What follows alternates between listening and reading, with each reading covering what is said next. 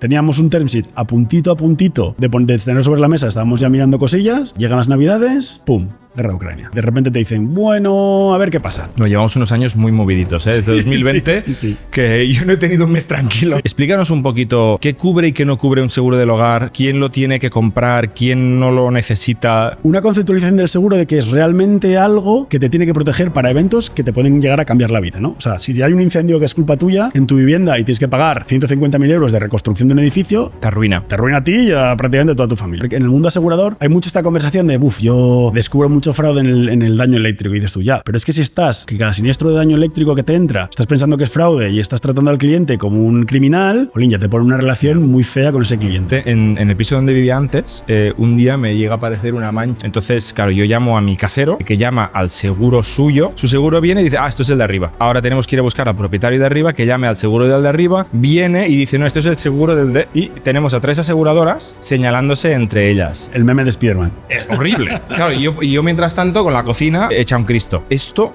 cómo lo gestionáis? Porque para el usuario final, que puede ser tu cliente o no, es una mierda. Bienvenido a las historias de Startups de ITNIC.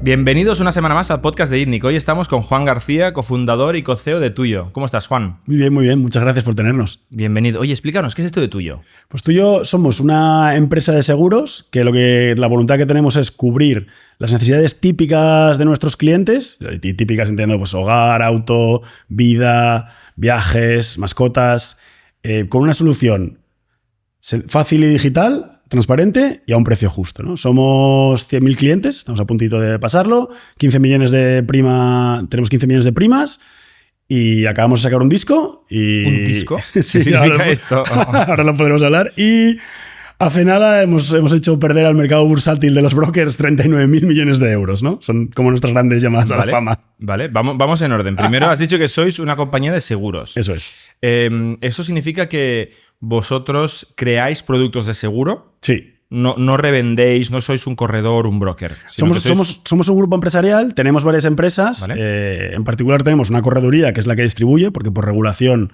la otra empresa que tenemos, que es una agencia de suscripción, no puede distribuir. ¿Vale? Pero la agencia de suscripción lo que tiene es un apoderamiento, que es un contrato que tienes con una aseguradora y con una reaseguradora que te presta su balance y que de alguna forma te empodera, por no repetir apoderar, para hacer diferentes tareas dentro de la cadena de valor del seguro. Nosotros en particular hacemos toda la cadena del seguro, creamos el producto, creamos el pricing, hacemos la atención al cliente, hacemos el marketing y gestionamos los siniestros, porque pensamos que en el seguro en realidad no hay grandísimas ventajas, no hay grandísimos ángulos, un único ángulo que te haga ser mejor que los demás, sino que esto va de muchas pequeñas mejoras a lo largo de toda la cadena de valor que en el fondo compone durante la cadena entera y a lo largo del tiempo y que te permite ser mejor. O sea, integración vertical completa. Completa. Entiendo que, en los seguros funciona un poco como una cebolla, ¿no? Donde afuera está a veces el agente, que puede llegar a ser un freelance o un partner, luego está el corredor, luego está la compañía que hace el producto de seguro, que son las grandes que conocemos todos, pues los AXAs, los Mafres, etc. Pero luego por detrás hay varias capas más de cebolla, que son productos más financieros que otra cosa, que es quién presta el dinero, ¿no? Quién adelanta el dinero.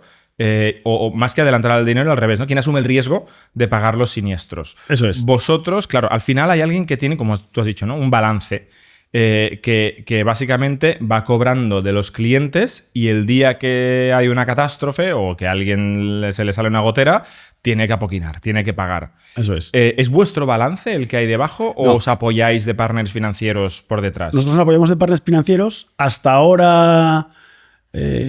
pues oye, tocando madera, somos capaces de pagar los siniestros que tienen nuestros clientes con lo que nos van pagando, es decir, tenemos un resultado positivo, pero en el caso en el que no lo hubiera un mal año o un mal resultado, tenemos por detrás al grupo Allianz, en este caso. Antes estábamos con el grupo Swiss Re, que es como la segunda mayor reaseguradora del mundo, que tenía un brazo que era de seguro, digamos, de esa aseguradora directa, no solo reaseguradora, pero esto el año pasado lo han vendido al grupo Allianz y ahora estamos con ellos. Entonces, cuando tú cobras... Ahora me explicarás todas las capas, porque esto es interesante.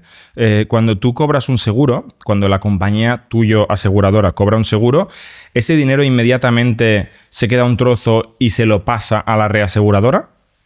Sí, se puede decir que es un poco es así. Nosotros en realidad... Y el día que hay el siniestro, Porque esto me ha parecido curioso. El día que hay un siniestro, ¿por qué pagas tú? O sea, para eso está la reaseguradora, ¿no? Bueno, pero porque tenemos esta capacidad delegada, ¿no? Al final, los contratos estos de apoderamiento te pueden delegar más o menos actividades y nosotros en este caso lo tenemos todo. Entonces, nosotros tenemos 2 cuentas corrientes, digamos, ¿no? Cuentas en nuestro caso con el BVA compartidas con la aseguradora, una de primas para cobrar a los clientes y una de siniestros, donde tenemos un fondo rolling de 3 meses de que predecimos, oye, esto es lo que nos va a costar los siniestros según el histórico que nos va costando. Entonces, nosotros controlamos las dos y hacemos liquidaciones mensuales para asegurar que lo que cobramos se lo pasamos a la aseguradora cuando toca y tenemos este fondo rolling para poder pagar los siniestros para que no ocurra nada raro. Y luego hay un sistema de margin calls en el caso de que hay un siniestro, ponte, un incendio de 100.000 euros y no lo tuviéramos no hubiera en el fondo que tenemos para siniestros para poder cubrirlo, habría un margin call en el que la aseguradora, oye, nos haría una transferencia y esto saldría para el cliente.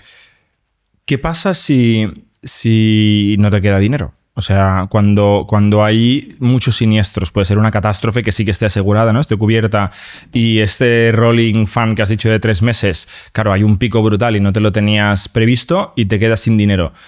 ¿Cómo funciona esto? Nosotros hacemos este margin call, hablamos con una aseguradora. Margin call significa que salta una alarma. Sí, bueno, o sea, lo transmitimos a la aseguradora, nosotros tenemos reuniones continuas con ellos, lo pedimos, oye, tenemos falta pasta. O sea, hay un sistema que se llama las reservas, en la que tú cada vez que te entra un siniestro, digamos, reservas, o sea, predices, según tu histórico y según la tipología del siniestro, la cobertura, bueno, hay un cálculo que varía, cuánto te va a costar ese siniestro. Entonces tú más o menos eres capaz de predecir. Es verdad que alguna vez se te puede ver un pico, pero si tú lo estás haciendo razonablemente bien, no deberías tener un problema en el súper corto plazo, porque todo esto siempre lo vas prediciendo, ¿no? Tus reservas, tú tienes como 2 cosas, ¿no? Los siniestros que vas pagando y las reservas que tú vas actualizando según van procediendo el proceso del siniestro. Entonces, y ya, perdona, para acabar de entender un poco, que esto nos estamos metiendo en el pozo del seguro, pero es interesante.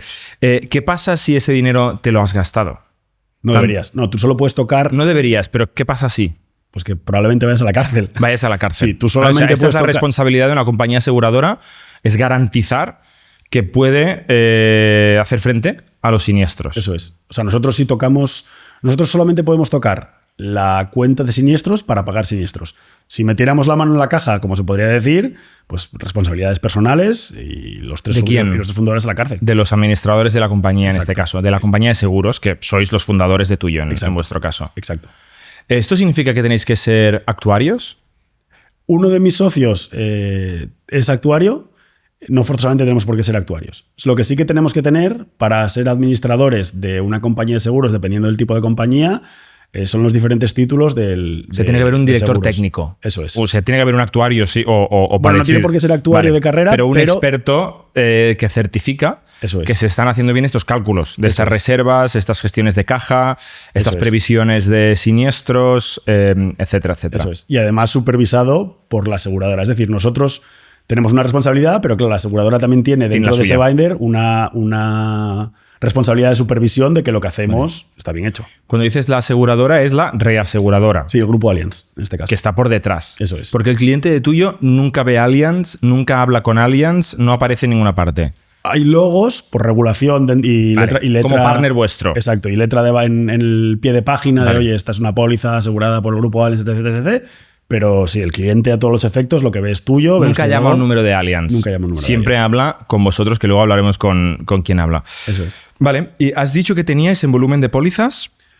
En clientes, casi 100.000 clientes. Sí, tenemos pero has dicho un número de pólizas, me parece. 15 millones, 13 millones. No, 15 millones en primas. En primas, valor, perdona. Viene a ser como ingresos, sí. Vale, las primas es lo que vosotros cobráis. Eso es. Por el seguro. Eso es. Vale. 15 millones anuales. 15 millones anualizados, sí. Anualizados. Sí, se llama de primas, es cuando es anualizado. De estos 15 millones, explícanos cómo se reparte el pastel. Porque vosotros, al ser integración vertical, os lo quedáis casi todo, ¿no? Luego tendrás el Allianz por detrás, pero os quedáis muchas capas de este pastel. Pero, eso es. Pero explícanos cómo se reparte en las diferentes capas, aunque sean vuestras también, ¿no? Sí. Este podcast es posible gracias a nuestro sponsor, MyTraffic. Si te dedicas al real estate, o eres un franquiciado, o te dedicas al retail, y estás pensando en qué zona invertir para crear tu primer local, te recomiendo que utilices la herramienta de MyTraffic Genie. que por vía conversacional te va a permitir saber cuántos visitantes tiene una ubicación, conocer el potencial de las zonas, el tráfico peatonal, las áreas de influencia. Pruébalo totalmente gratis y si quieres su versión Pro, utiliza el código ITNIC para conseguir un 10% de descuento. Si te interesa, te dejamos el enlace en la descripción de mytraffic.io. Nosotros lo que nos gusta empezar es por la siniestralidad, que es decir, lo que tú pagas al cliente o a los diferentes clientes en siniestros. Y esto viene a ser, dependiendo de la cohorte y demás... Estamos hablando de hogar ahora. Hogar. Porque sí, el hogar es más cosas, pero hogar de es momento... lo más sencillo, es lo más grande, es lo principal. Y lo que más hacéis. Exacto. Vale. Entonces, hogar. Entre un 50 y un 60% es siniestralidad pura. Vale, por cada euro que tú colectas a lo largo de la vida de un cliente o en un año, vamos a decir, entre 50 y 60 céntimos se los vas a devolver para que pague o a otros. La humedad o el vecino de arriba o el de abajo o lo que sea. Eso es. Vale. Luego está entre un 5 y un 10, dependiendo de la compañía, es todo lo que es atención al cliente y tramitación de seguros. Tramitación de siniestros, o sea, perdón. Back office, administración pura. Exacto. Luego está todo lo que es el marketing, más o menos. Captación de clientes. Exacto. Nosotros nos gusta darlo junto, luego hablaremos de ello, por cómo lo atacamos con inteligencia artificial. Siniestralidad y marketing viene a ser un 85% de la base de costes del seguro. O sea, marketing estamos hablando de un 30%. Sí. Las compañías de seguros, una manera de verlas es que son unas máquinas de hacer marketing brutales. El back office, ya hemos hecho un 10%, y 5% es margen medio de seguro de hogar en España. Y ahí, vale, o sea, en este 30% de coste de marketing, si no estuvierais integrados verticalmente, es donde habría la tajada del broker. Exacto. Bueno, hay diferentes modelos y aquí hay dos grandes modelos dentro del seguro, el modelo mediado y el modelo directo, ¿no? El modelo mediado, que es cuando hay un agente o un corredor, más o menos en el seguro de hogar suele quedarse como entre un 25 y un 30% para nueva venta y un 20% para cartera. Es decir, cobra todos los años, aunque solo haya vendido uno. Pero se queda el mordisco grande el primer año. Eso es. Y luego tiene un recurrente. Exacto, tiene un recurrente. Luego el modelo directo, que es un poco diferente y por eso el IFRS 17, que es el modelo contable que rige las aseguradoras, lo ha reconocido para que puedas hacer CAPEX tu inversión en marketing, para que puedas capitalizarla. Tú en realidad solo pagas una vez al inicio de la vida de ese cliente cuando lo captas, ¿no? Le pagas a Google, a Meta o a quien sea y luego ya no pagas el resto de años, ¿no? Porque tú distribuyes directamente, o las compañías de directo distribuyen directamente al cliente sin un intermediario ese producto. Entonces, el perfil de caja de una compañía de directo es peor, pero su rentabilidad esperada a lo largo de la vida del cliente, que en hogar son unos 7 años... ¿Es peor? Esto me lo he perdido. Claro, porque tu CAPEX, o sea, tu inversión en marketing de un cliente, pon tu línea directa. Lo bueno de los seguros, por meter aquí un segue, es que hay mucha transparencia porque todas las compañías tienen que reportar al regulador. Exacto. Entonces, hay mucha transparencia de números que quizá en otras industrias como el software no hay. Entonces, por ejemplo, nosotros hemos hecho una línea directa, ¿no? Que es una de nuestras grandes compañías competencia, ¿no? Porque es de directo, va un poco a precio como nosotros, ¿no? Son mucho más grandes que nosotros. Va a consumidor, que no lo hemos hablado, pero vais a consumidor final vosotros. Exacto, entonces va directo. Nosotros hemos hecho una especie de estudio sobre lo que reportan y su CAC son 167 euros. Si tu prima media... El coste de captación de cliente. Eso, coste de captación de 167 cliente. 167 euros.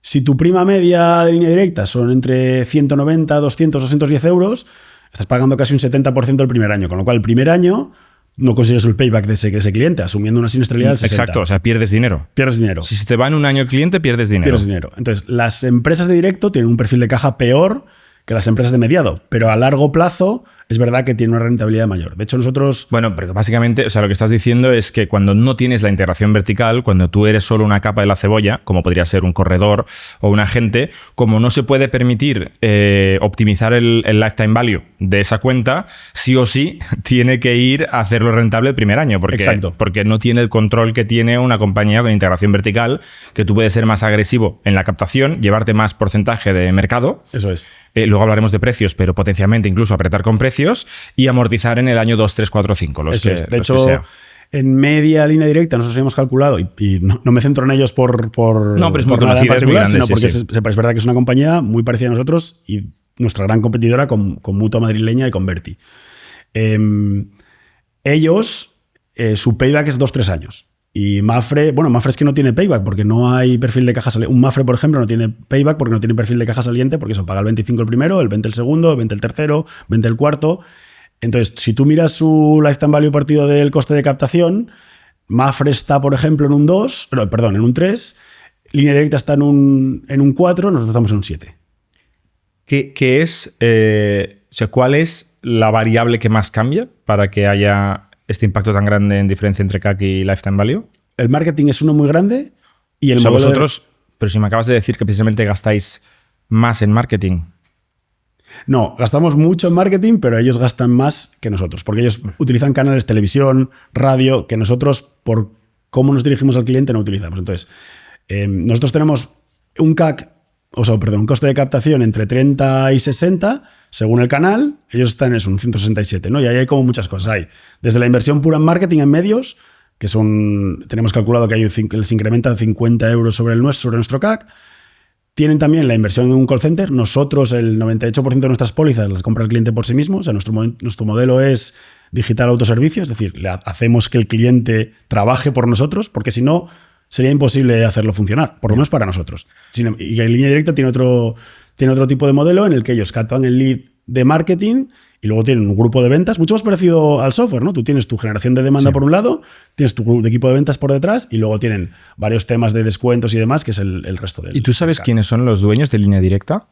Está en bolsa, está flotada, entonces no sé exactamente quién tiene más o menos, pero bueno, es una empresa flotada. O sea, entiendo todo lo que me explicas, ¿eh? Un poco de challenge que haría yo aquí es también, claro, por tamaño de Línea Directa y también por, digamos, trayectoria que tienen, ellos van a optimizar, digamos, P&L garantizada. Tú, al ser más pequeñito, te puedes permitir hacer cosas más innovadoras. También no tienes el bagaje de una empresa tan grande y no tienes que ir a hacer un objetivo tan grande. Ellos tienen que gastar todos los canales de marketing y van perdiendo eficiencia, y yo creo que hacen... O sea, seguro que lo hacéis mejor vosotros que Línea Directa, pero seguramente el criterio de optimización de su fórmula es diferente que el vuestro. Claro, no, 100%. Te preguntaba quién es dueño, porque yo una vez estuve en un evento de un inversor de Factorial, que es un fondo soberano, que son inversores en private equities principalmente. Yo era el raro, iban todos ahí con traje y corbata. Era un evento de chairmans, que para empezar ya dices, ostras, el chairman para mí era una cosa de papeles, ¿no? Pues ahí no había un montón de señores chairmans y muchos estaban en compañías de este estilo, ¿no? Aseguradoras, todo tema de consumer, de alarmas, y empresas muy operacionalizadas. Y claro, yo flipé de lo buenos que eran matemáticamente, financieramente y operativamente, y cómo optimizaban al céntimo. Y hacían, claro, ganaban miles de millones al año por optimizar el céntimo de una transacción. Por eso preguntaba si detrás había un private equity, pero bueno, en este caso estará flotada, tendrá de todo por detrás. Sí, sí. No, esto el challenge que me has hecho tú es el challenge que en cada ronda nos hacen los fondos. Es decir, oye, tú ahora te funciona el CAC muy bien, ¿cómo vas a escalar en vez de vender 6.000 al mes? ¿Cómo vas a vender 15.000? ¿Cómo vas a vender 20.000? ¿Cómo vas a vender 100.000 al mes? Bueno, 100.000 no, pero... Sí. pero... Pues ya lo veremos, ¿no? La respuesta también, quien pretenda tener la respuesta miente, ya lo investigaremos. Oye, en una empresa como la vuestra, un grupo de empresas como la vuestra, que tiene tanta integración vertical, ¿la facturación del grupo es las primas? Sí. Vale.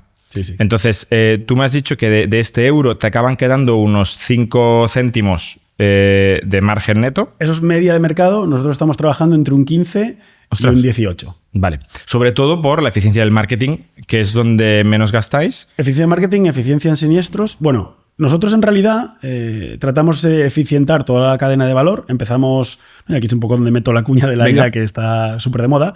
Empezamos como todo el mundo en 2024, cuando sale ChatGPT 3.5, pensando en, oye, ¿cómo conseguimos escalar la compañía? Y en este caso, en aquel problema que teníamos en aquel momento era, ¿cómo yo escalo mi atención al cliente? ¿No? Porque te empiezan cada vez captas más, cada vez hay más gente que tiene dudas y empiezas, oye, pues necesito, en vez de, si contrato gente, me meto costes en vena, ¿cómo consigo escalar esto sin perder dinero? ¿No? Y oye, de repente aparece una tecnología que te ayuda con los costes, pero que además te ayuda con la satisfacción del cliente, ¿no?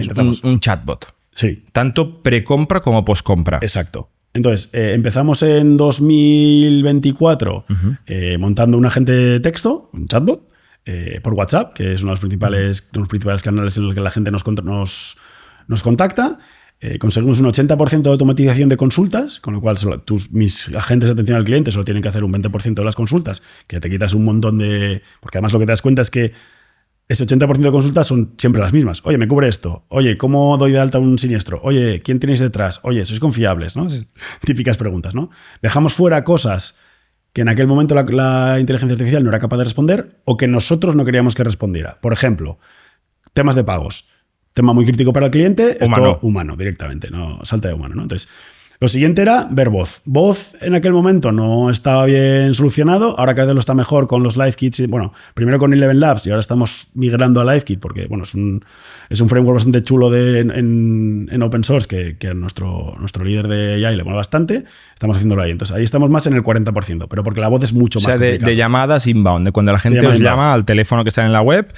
Eso sale una IA. El 40% de las llamadas se encarga una inteligencia artificial. Exacto. Ahí estamos mejorando, estamos trabajando para mejorarlo, porque el teléfono, el perfil de contacto de teléfono y de chat y de WhatsApp, por ejemplo, hemos visto que es muy diferente.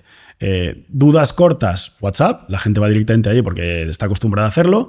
Dudas un poco más complejas, por ejemplo, preguntas. El teléfono es más serio, ¿no? Cuando la gente levanta el teléfono es más serio. ¿Cómo va mi siniestro? Es que es el 60% de las llamadas que tenemos. Bueno, tengo la cocina inundada, ¿cuándo va a venir alguien aquí a arreglarlo, ¿no? Exacto, oye, que os lo di por el proceso digital que me hacéis pasar hace 3 días, no me ha llamado nadie. Me dijo que todo bien, ¿y ahora qué? Exacto, entonces el 60-70% de las llamadas es eso. Entonces, ahí todavía hay que hacer trabajo para que la información sea de valor. ¿Y aquí no podéis utilizar la inteligencia artificial para ser más proactivos y ahorrarte la llamada? O sea, 100%. Si a mí cada día, me imagino, ¿no? Ahora estoy también en casa, tengo lío. Y me imagino que cada día, en lugar de pensar yo, ¿me llamarán hoy? ¿Vendrán? ¿O tengo que hacerle yo un follow-up? Si cada día me dice, oye, estamos trabajando en ello, en 2-3 días te digo algo, al día siguiente, oye, vamos un poco tarde, 2-3 días más, ya ni te llaman ni te molestan, ¿no? No, 100%. De hecho, cuando hemos mirado las causas de insatisfacción con nuestros clientes, el 50%, que oye, una aseguradora pues es un negocio complicado. Sí, no es agradecido. Tienes que rechazar a gente que tiene problemas, que son problemas de verdad, ¿eh? Lo que pasa es que pues, por H o por B no está cubierto por la póliza y eso es una insatisfacción grande. Pero lo que vimos es que el 50% de los NPS negativos que tenemos es de gente que se queja de la comunicación. Ghosting. De que, oye, que no ha venido el perito, no ha venido el reparador, no me habéis dicho cuándo tal. Entonces, claro, ese es uno de los proyectos que tenemos ahora mismo de, oye, ¿cómo hacemos mejor comunicación proactiva? Porque te ahorras la llamada y te ahorras la insatisfacción. Es como 2 por 1. Es muy barato. Eso es. Tecnológicamente hacer esto, o sea, coger una llamada con inteligencia artificial no es muy barato. No. O sea, hay un coste de inferencia de GPUs que no es cero. No es cero. No es cero. Pero si es más barato que un humano. Pero incluso si tú te adelantas con un WhatsAppillo, que son... A nosotros un ticket por WhatsApp nos cuesta 20 céntimos, un ticket de persona son 3 euros. Entonces ya, solo con esa diferencia, un WhatsAppillo que le mandas, oye, estamos trabajando en ello, se te pondrán en contacto, no te preocupes, seguimos en ello. O sea, 20 céntimos me parece caro porque ahí hay una inteligencia artificial cara. O sea, si es un WhatsApp tonto, quizá lo puedes hacer por 3 céntimos o 5 céntimos y haces 10. Eso, esto es ticket completo de inbound. Exacto, no con procesado y tal. Vale. Eso es. Esto, ¿qué impacto te genera en la P&L implementar esta inteligencia artificial en las consultas? ¿Lo tienes medido? Ahí vamos. A mediados del 24, nos dimos cuenta de que esto iba a tener muy poco impacto. Porque lo que te decía antes, tu atención al cliente a todo tren es un 10% de tu prima. Es que es muy pocos puntos. En el peor de los casos. En el peor de los casos. Es que es muy poca rentabilidad a la que podrías ganar. Tú imagínate que te quitas el 50% de ese coste. Pero es que son 5 puntos, que tampoco... O sea, que 5 puntos, oye... Fenomenal. Sí, pero a partir de ahí ya no puedes hacer 5 puntos más. Exacto. Es imposible. Entonces, ahí damos un cambio y ahí José María, uno de mis socios, se da cuenta y dice, es que tenemos que dejar de perseguir eficiencia y empezar a perseguir tomar mejores decisiones. Porque el 85% de nuestro coste es marketing y son gestión de siniestros. Y son siniestros, ¿no? Entonces, aquí es donde realmente nos la jugamos, ¿no? Y a partir de ahí empezamos a trabajar en 3 líneas, ¿no? Para nosotros, mejores decisiones se traduce en mejor marketing, o sea, un crecimiento más sostenible, mejor suscripción, es decir, cómo yo soy capaz de discriminar el riesgo de mis clientes de mejor manera y hacerlo más granular que una compañía normal, y mejor gestión de siniestros. Cómo yo consigo controlar los costes de mis siniestros de manera mucho mejor. Y de manera mucho mejor es que te voy a dar un ejemplo que es como... ¿Cómo optimizas los costes de los siniestros? Porque la fácil y la que frustra al cliente de seguro es no viene, no me lo cubre. Pero hay mucho más que eso, ¿no? Entonces, en el fondo, el proceso tradicional de siniestros es que tú tienes tu tramitador, que es el propietario de una bolsa de siniestros, que tiene que llevarlos desde que tú lo abres. ¿Esto qué significa? O sea, tú tienes un cliente, un consumidor, que tiene un problema en su casa. Y te abre y llama o te escribe un WhatsApp o te abre por la app. Bueno, en nuestro caso es un proceso digital que el 85% de la gente ya lo... ¿Es una app? Es una app. lo hace por ahí porque nos da mucha más información y nos permite hacerlo mucho más rápido. Sube fotos, te podéis hacer preguntas, vídeo, etcétera. foto, la denuncia si es un robo, similares. Entonces todo esto llega a un tramitador que lo que hace es, bueno, históricamente lo que había... Que no es parte de vuestro equipo. Es parte de nuestro equipo, sí. Nosotros creemos mucho en la integración vertical porque si no se cierran los círculos. Tradicionalmente en seguros, la tramitación y luego la gestión de las redes de reparación se hace en unas empresas terceras que se llaman TPAs. Nosotros lo tenemos, la tramitación dentro de casa, porque pensamos que es la única manera que tenemos para gestionar estos costes, ¿no? Yo cuando empecé a trabajar era la ola esta de la externalización salvaje de los call centers y de las operaciones de los telcos, porque yo trabajé mucho en telecomunicaciones antes. Y de alguna forma, cuando yo empecé a trabajar, era la vuelta del péndulo, ¿no? Lo de, nos hemos dado cuenta que nos hemos pasado de frenada, hay que internalizarlo todo, ¿no? Yo me acuerdo mucho que tengo muchas cicatrices de eso, y entonces yo soy muy creyente de controlar y de tenerlo interno, sí. Vale. Entonces tenéis una persona del equipo que recibe un siniestro. Eso es. Mira todo lo que ha ocurrido, hace diferentes análisis y dice, oye, pues perfecto. Los siguientes pasos es esto. Oye, actualizo reservas, esto nos va a costar no sé cuánto. Bueno, lo primero es... ¿Esto no es una IA? Eso es una IA ahora mismo ya. Sí. Ahora tenemos una inteligencia artificial que se llama Watson. Les ponemos nombres a todos para poder... cuidado que IBM te va a meter un puro, ¿eh? No, que ya lo registraron Watson hace mucho tiempo. Es más por el de Sherlock Holmes, pero todo el mundo nos pregunta si primeros. Sí. Todo el mundo nos pregunta por IBM, ¿no? Entonces ahora lo que hace es, oye, tú coges toda esta información que tienes del cliente, la enriqueces con mucha más información. Oye, pues tienes acceso a todas las conversaciones que ha tenido el cliente por WhatsApp, todas las transcripciones de las llamadas que ha tenido el cliente contigo, cuánto lleva el cliente contigo, cómo compró ese cliente el seguro, si tiene más pólizas, ¿no? Hacer un análisis mucho más rico. Todo esto lo mandamos en el LM. Esto son llamadas de 150.000 tokens, más o menos, que es €1, para que nos demos cuenta. Y hace varios análisis sobre todo esto, ¿no? Análisis de severidad, oye, esto cómo de urgente es, ¿no? Digamos. Análisis de urgencia, oye, severidad es cómo de grande va a ser esto, ¿es un incendio o es una gotera de abajo, ¿no? Análisis de urgencia, oye, esto está ocurriendo y sigue ocurriendo y tengo que darle mucho brío a esto, oye, o puede ser menos urgente, ¿no? Y luego pues le metes otros datos externos como, pues si es de atmosféricos, oye, pues las estaciones meteorológicas que han marcado, dónde está, ¿no? ¿Qué histórico tenemos de siniestros este cliente? Y a partir de esto, que en el fondo es algo que hace muy bien la IA, que es coger una cantidad ingente de datos, toma decisiones en diferentes ámbitos. Oye, activos reservas, pues esto va a costar no sé cuánto. Mando un perito. Si no... Activos reservas, volvemos a lo del principio, ¿no? El cash. Eso, o sea, ¿cuánto me va a costar esto? Te bloqueas cash para asegurarte que el día que haya que pagar esté reservado esto. Eso es. Activo la reserva o hago el update de la reserva si es un paso posterior. Mando un perito si veo que lo voy a necesitar. Eso es un humano que tiene que ir in situ a investigar. Sí, el perito es un humano que va in situ a investigar. ¿Es propio? No, eso es tercero. No. Eso sí que nos apoyamos en terceros porque no tendría sentido tenerlos internos. Bueno, hay un montón de decisiones que puedes ir haciendo. Y en función del intervalo de confianza que tenga nuestro agente Watson en esa decisión, la ejecuta automáticamente o hay un humano revisándola, ¿no? Antes, al principio de los tiempos, eran todos los humanos revisando porque queríamos que aprendieran, ¿no? Si no, no por esto o sí por esto. Ahora, por ejemplo, reservas con una confianza del 70%, tira Watson solo, pagos salientes y rechazos, nunca lo va a hacer Watson por sí solo. Hay validación humana. Siempre hay validación humana. Bueno, el pago, porque evidentemente te cuesta dinero como te equivoques.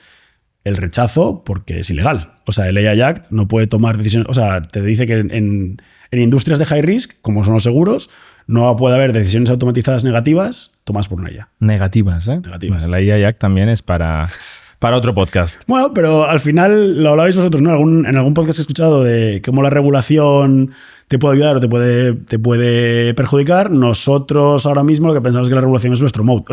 Es uno de nuestros modes, ¿no? En el fondo, de alguna forma, José María, uno de mis socios, siempre dice que nosotros hemos llegado y por múltiples razones hemos cerrado la puerta detrás nuestro y no hay, por lo menos de momento, por múltiples razones, no solo por la regulación, también por el estado de los VCs, por cómo veían a los seguros, por el estado del reaseguro y los fracasos que ha habido y cómo miraban las aseguradoras a compañías como nosotros. ¿Habéis tenido buen timing?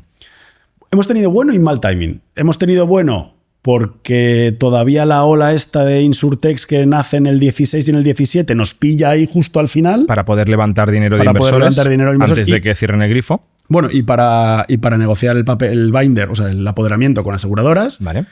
Pero luego hemos tenido mal timing porque, primera ronda, guerra de Ucrania.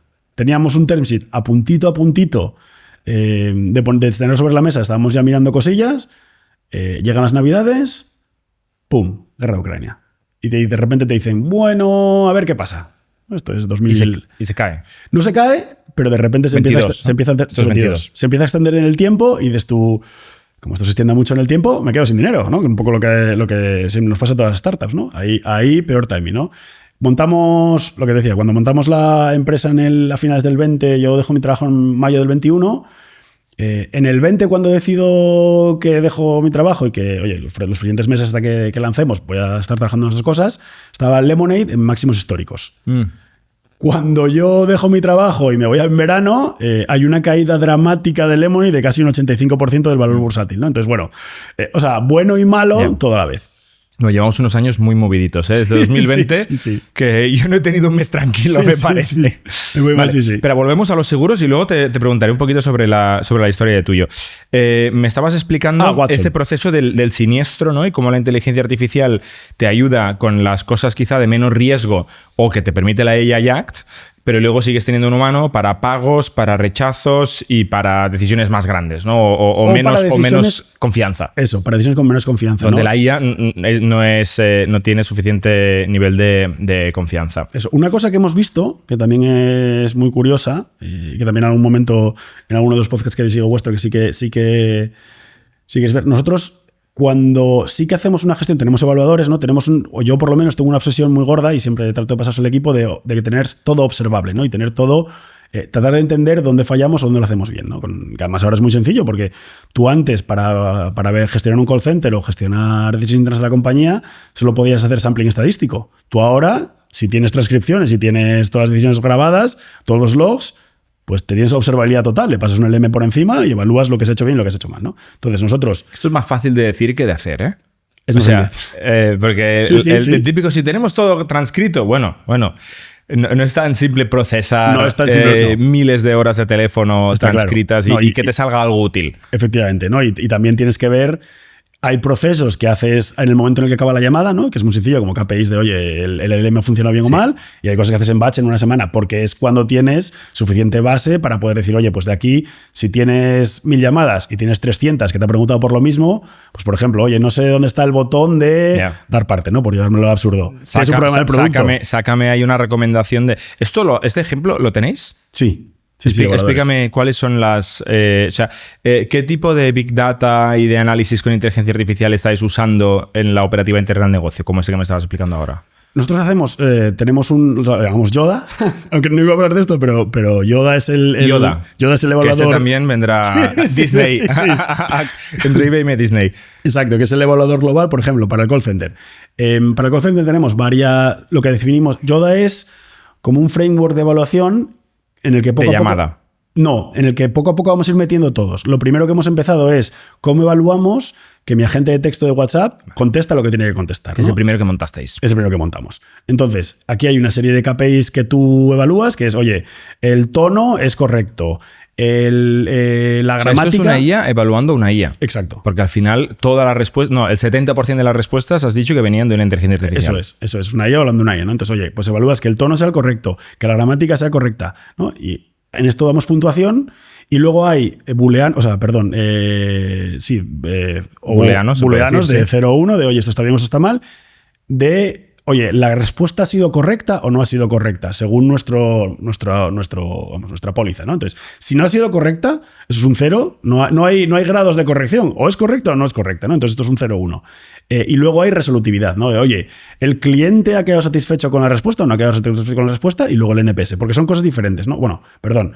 El cliente ha quedado satisfecho o no ha quedado satisfecho con la respuesta es NPS, y luego pensamos que que la gente ha respondido lo que tenía que responder, ¿sí o no? Porque claro, pero tú le puedes decir, sí, está cubierto, el cliente está súper contento, pero la póliza no lo cubre, esto es un desastre. Es un desastre, es un 0 pero bueno, el cliente encantado de la vida, hasta que le digas que en realidad no. Que no. Bueno, aunque de hecho si le dices eso, probablemente hay un caso famoso de una aerolínea que empezó a dar el chatbot a dar descuentos a cascoporro que eran falsos, pero luego hay que honrarlos, ¿no? Exacto, y le obligaron a honrarlos. Entonces, Eso por una parte. Y luego hay KPIs ya, digamos, más de típicos de call center, oye, de resolución en primera llamada, tiempo medio de espera, que también hace Yoda, ¿no? Entonces, para cada ámbito que queremos evaluar, nosotros hacemos, digamos que diseñamos una serie de KPIs y en función de esto vemos, ¿no? Y lo siguiente que hemos metido con respecto a la evaluación del chatbot no es solamente cómo ha sido la conversación, sino sobre qué ha ido la conversación, ¿no? Que esto es lo que nos da información muy rica para saber dónde tenemos que ir, pues oye, ya que el backlog no sea solamente entrevistas con clientes, sino que realmente atacar donde hay problemas. Por ejemplo, oye, soy incapaz, que nosotros nos ha pasado recientemente, ¿no? Hicimos una actualización de la app, y dice, oye, soy incapaz de subir las fotos al siniestro. Pues cuando en una semana tienes, no sé, me lo invento, 80 tíos que te dicen esto, pues es que tienes un bug. No hay más. Entonces hacemos una clusterización en este análisis semanal. O sea, el análisis de cómo, ese es cada vez que se acaba una conversación. Y el análisis semanal, esto clusterizas y tú dices, oye, pues aquí claramente tienes un problema, ¿no? Entonces tú lo miras, lo llevas al backlog ¿Y esto qué es? ¿Un email que os manda o un Slack o una notificación? No, tenemos un portal y lo vas viendo. Un dashboard. Que os va sacando las conclusiones del análisis. Eso es. Vale. Antes, para cerrar un poco la PNL y hablar de otros productos, pero tú me has dicho que estabais en 13 o 15, no me acuerdo, 15 millones de primas anualizadas y que de esto estáis sacando entre un 15 y un 20% de margen. De margen EBITDA, pero que no es real. Pero por debajo, perdona, sí, ¿ahí está todo? ¿Esta estructura, esta oficina? ¿O por debajo están los equipos de ingeniería, el CAPEX, etcétera? Está todo diluido. Lo que pasa que ahí, esto es EBITDA. O sea, es EBITDA. Es EBITDA, pero es EBITDA con capitalización del marketing. Vale. Yo todavía capitalización del marketing. Claro, yo todavía tengo un perfil de caja negativo, desgraciadamente, pero porque yo... O sea, el EBITDA cash, para decirlo de alguna manera, sería negativo. Yo pierdo dinero. Vale, sí, por eso habéis levantado tantas rondas, que ahora lo contarás. Vale, ¿cuál ha sido el crecimiento? Me has dicho que empezasteis en 2021. Sí. ¿Estos 15 millones han sido el 25? Ha sido gran parte de los últimos 18 meses. Vale. Los últimos 18 meses ¿Cómo ha ido esa año a año, la facturación anualizada a final de año? Anualizada a final de año me pillas un poco. O bueno, la que tú te sepas. Sí. Los últimos 18 meses un 300% de crecimiento. ¿Vale? O sea, eran 5. A mitades del 24, Eso finales del 24 eran 5. Eso es. Y ahora estamos a marzo del 26, son 15. Cerramos el año en casi 12. No, casi 13 y hemos crecido unos 6.000 clientes, 1 millón en primas en enero y en febrero. ¡Ostras! Sí, ahí estamos. ¿Hay temporalidad en este negocio? Hay estacionalidad, pero sobre todo ¿Por qué hay estacionalidad? Pues no te sabría decir, la verdad. Yo me acabo de mudar, o sea que yo de hecho soy un ejemplo. Mi teoría es que en enero toda la gente se acuerda del seguro, entonces históricamente hay mucho en enero. Agosto nadie piensa en su seguro, por lo tanto cae. Diciembre, un poco parecido, cae. Sí se ve, es curioso la estacionalidad no solo dentro del seguro, sino cuando hay eventos fuera del seguro, también cae la captación. Por ejemplo, San Valentín es un día horrible de captación. Black Friday, en general, la semana previa al Black Friday y posterior son semanas horribles de captación porque el volumen de búsquedas, baja absolutamente, ¿no? Por ejemplo. Entonces, sí que hay estacionalidad. No tengo una teoría clara de por qué. O sea, por ejemplo, salud sí que es muy claro, porque todos los seguros de salud son acaban y empiezan años naturales. Con lo cual todo pasa en noviembre. Todo pasa en noviembre. Entonces, en hogar no hay tanto, en auto tampoco hay ninguna obvia, porque tú compras el coche cuando lo compras. El cash flow los pagos de los clientes son mensuales, anuales, trimestrales. Anuales y mensuales tenemos. Anuales y mensuales. Empujamos mucho al anual porque si ya tenemos un perfil de caja negativo porque somos una compañía directa, lo que contábamos de línea directa antes, ¿no? Que yo el marketing lo pago minuto cero y luego voy recogiendo lifetime value de mi cliente durante los 7 años que me dura, pues imagínate mensual. O sea, si por lo menos si es anual tengo ahí lo amortiguo un poco. El primer año lo salvas. Exacto. Si es mensual tengo un problemón. Bueno, un problemón tampoco, ¿no? Oye, no hay problema, se financia, pero... Y eso lo incentivas con precio. Sí, principalmente. Vale, háblame de precios, porque antes hablabas de las capas que podías meter tú para mejorar margen y has hablado del momento de suscripción, creo. Y yo estaba pensando, precio. O sea, una de las maneras de arreglar el margen es subir el precio. ¿Cómo calculáis el precio? Estoy en modelos de seguros que te dan un precio técnico esperado. ¿Qué quiere decir modelos de seguros? Claro, tú idealmente, y luego podemos meternos en dinámicas del mercado, ¿no? Pero idealmente tú lo que haces para poner un precio es predecir por diferentes variables y por históricos de datos que tengas en qué bucket de siniestralidad o en qué bucket de riesgo, ¿no? En qué cubo de riesgo va a estar un determinado cliente y en función de eso, su siniestralidad esperada y el precio que debería tener cuando cargas todos sus costes. Un siniestro del 50%, por decir algo, ¿no? Que es lo que me decías al principio, entre el 50 y el 60. El 60%. O sea, tú tienes como objetivo una siniestralidad del 50%. Entre el 50 y el 60, sí. Vale. Es media de mercado. No es que lo tengamos un objetivo per se, es que es la media del mercado. Vale, con lo cual la fuerza de precios también te acabará poniendo un poco en tu sitio. No, eso es lo que decía, ¿no? Esta es la teoría y luego Claro, la realidad. La práctica es que si al lado está es... haciendo una promo de 120 euros, pues tú no puedes estar cobrando 170. Exacto. La realidad es que nosotros somos una compañía pequeña de reciente creación, que tenemos el poder de prescripción que tenemos, que es pequeño. Entonces, nosotros, la diferenciación en seguros, siéndote muy sincero, no creo mucho en ella. Diferenciación entendida como diferenciación de marketing, de producto y demás, ¿no? La típica, ¿no? Tú puedes hacer dos cosas. O sea, hay una parte muy grande de commodity aquí. Muchísima. Hay que tener un seguro. Hay que tener un seguro. A veces te obligan y a veces por responsabilidad dices hay que tener un seguro. Es más barato. Entonces, nosotros nos hemos ido, o sea, y en estrategia 101 te dicen, oye, ¿te puedes diferenciar o puedes tener ventaja en costes? Nosotros, como diferenciarnos, como esto es un commodity, pensamos, también porque venimos de fuera del sector, ¿no? Que esto es muy difícil o casi imposible, pues nos hemos ido a la ventaja en costes, ¿no? Y todo lo que hemos hecho y todas las decisiones que tomamos van encaminadas a tener una ventaja en costes, parte de ella dársela al cliente y parte de ella quedárnosla. Vale. Entonces, vuestra optimización de precio es a ser competitivos. Sí, estamos entre un 10 y un 15% más baratos que el mercado. ¿Este precio se actualiza en tiempo real? ¿Es un precio estático? ¿Cómo funciona? ¿Qué cuesta tuyo?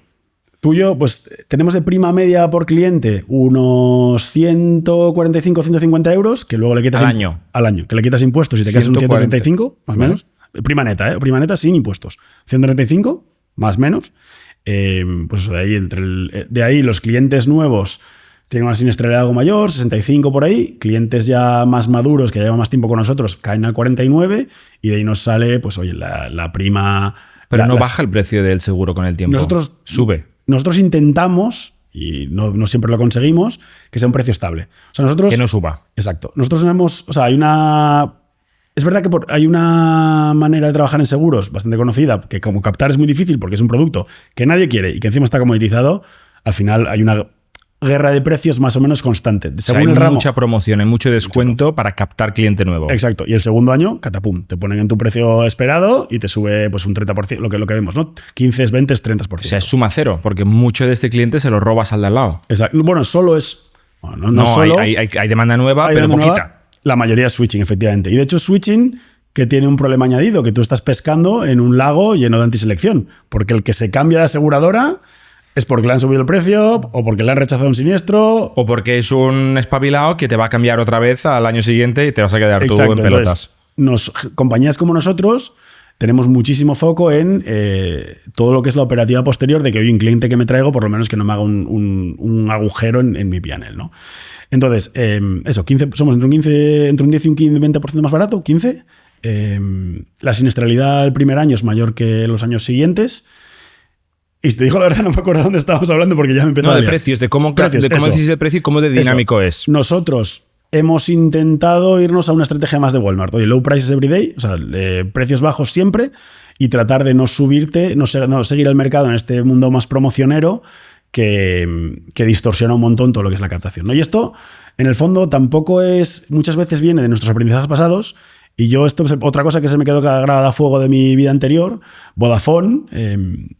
marca en España promocionera por excelencia, llegó un momento que era tan promocionera y tenía tan educados a los clientes que su valor, no el valor facial de las tarifas, sino el valor real tras descuentos era más bajo que Lowy, que era su marca de bajo precio, ¿no? Entonces dices, esto no lo quieres ser, el mundo de los seguros está muy ahí, nosotros vamos a intentar, oye, si no con nosotros no vas a tener subidas grandes, salvo que haya un cambio de tarifa grande porque hayamos visto que la siniestralidad ha cambiado, etc, etc. Pero no vamos a hacer juegos con los descuentos, porque te complejiza un montón la operativa del negocio. En el fondo es pan para hoy y hambre para mañana. Sí, y hay un tema de confianza a largo plazo también, ¿no? Y me acuerdo con lo que dices de Vodafone, había una época que yo nunca he sido ese perfil, pero la época de las portabilidades, que mis amigos se indignaban de que yo no estaba cambiándome de compañía cada año. Y yo, tío, tengo cosas mejores que hacer que estar abusando un poco de las promociones de las telcos, ¿no? Sí, sí. Pero bueno, vale. Antes de salir del mundo del seguro del hogar, yo creo que también esto como es información pública y servicio público casi para la audiencia, explícanos un poquito qué cubre y qué no cubre un seguro del hogar, quién lo tiene que comprar, quién no lo necesita y algún consejo para las masas que nos siguen. Bueno, masas, para nuestra audiencia. Nosotros aquí, de hecho, hay varios errores. Estás sesgado, que la gente sepa que tú vendes seguros. Hombre, con lo cual, aparte sesgado, de saber mucho, 100%. estás sesgado. Nosotros empezamos con, y aquí viene parte de la recomendación, ¿no? Y parte de aprendizaje, con una conceptualización del seguro de que es realmente algo que te tiene que proteger para eventos que te pueden llegar a cambiar la vida, ¿no? O sea, si hay un incendio que es culpa tuya en tu vivienda y tienes que pagar 150.000 euros de reconstrucción de un edificio, pues tienes un problema, te arruina. Y te arruina a ti y a prácticamente toda tu familia, ¿no? Entonces, empezamos con una concepción así muy del seguro. Oye, pues tienes que proteger incendios, aguas, atmosféricos, robo, que ahí ya empieza el robo, ya empieza a descafeinar, pero es verdad que un robo grande te puede hacer te puede pegar un meneo, ¿no? Si te meten 20.000 euros que te faltan cosas en casa, pues demás. Vandalismos, ¿no? Cosas de este estilo. En un principio no metimos, también porque queríamos una estrategia de precio. Nada de daños eléctricos, donde hay muchísimo fraude. Y hay ¿Qué significa que no metisteis? Pues no teníamos la cobertura. No cubríais daños eléctricos. No cubríamos daños porque eléctricos. Había mucho abuso. En realidad, había fraude. Dos razones. Hay mucho fraude. Yo he escuchado esto, gente que dice, me he cambiado el ordenador porque el seguro me lo paga. Exacto. Pero bueno, te lo paga. Es igual. Hay mucho, o sea, es una cobertura con muchísima siniestralidad, con lo cual te subió el precio, pero tiene mucha siniestralidad porque tiene mucho fraude, ¿no? Y en el mundo asegurador hay mucho esta conversación de, yo descubro mucho fraude en el daño eléctrico. Y dices tú, ya, pero es que si estás, que cada siniestro de daño eléctrico que te entra, estás pensando que es fraude y estás tratando al cliente como un criminal, jolín, ya te pone una relación muy fea con ese cliente, ¿no? Entonces, directamente no lo queremos cubrir. Vale. Lo ponemos muy claro, no lo cubrimos, ¿no? Por ejemplo, esa. O responsabilidad civil es una que tienes que tener claramente por si la lías. Esta es una de las grandes. La lías parda. O sea, esta casi nunca se usa. Casi nunca pero se usa, el día que se usa es muy importante, ¿no? Explica en 10 segundos qué es una responsabilidad civil. Pues si tú causas un daño a un tercero sin dolo, es decir, sin que sea a propósito, aún así tienes una responsabilidad de reparar ese daño. Entonces, ¿por ejemplo? Pues tú creas un incendio en tu edificio por lo que sea. Se muere ¿no? alguien. Se muere alguien o lo que sea, y entonces tú tienes una responsabilidad para reparar ese daño, aunque haya sido inadvertidamente, es decir, no haya sido a propósito. Entonces, esto para mí es la cobertura realmente principal de lo que tendrías en seguro. Y el seguro del hogar es el principal vehículo de responsabilidad civil de la mayoría de la gente. Te diría que más el de auto, pero para todo lo que es extra auto, el de hogar sí. Claro, pero lo curioso es que el de auto es solo si con el auto le haces daño a alguien. Eso es. Pero el del hogar te cubre, aunque tú estés por la calle y un ejemplo, ¿no? Se te cae el café hirviendo. Sí. O yo qué sé. Se te cae el café hirviendo sobre un niño y tiene que ir al hospital y tal, y luego el niño se cura y no hay ningún drama, ¿eh? Pero esa persona te denuncia. Sí.